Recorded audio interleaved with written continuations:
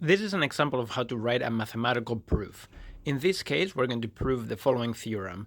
Let a, b, and c be integers such that a divides b and a divides c. Then a divides b plus c. So if b and c are multiples of the same number, then b plus c is also a multiple of that number.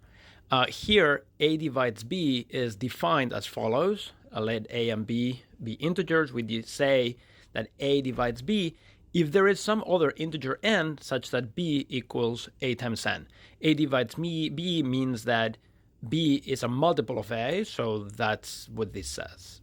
So let's write a proof of this theorem. First of all, we restate our hypothesis. Let a, b, and c be integers such that a divides b and a divides c.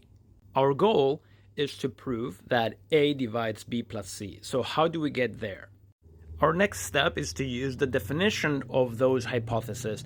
A divides b means, by definition, that there is an integer n such that b is a times n, and a divides c means that there is an integer m such that c equals a times m.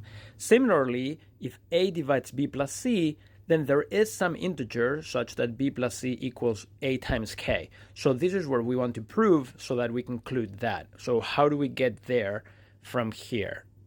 Since we're trying to say something about b plus c, we can write b plus c equals, and now I know what b is a times n, and I know what c is, it's a times m, so b plus c equals a times n plus a times m, and since I want that to be a multiple of a, I can take a common factor of a. Now I have that b plus c is a times something, and this something is n plus m is the sum of two integers, but the integers are closed under addition, so that is another integer that I can call k.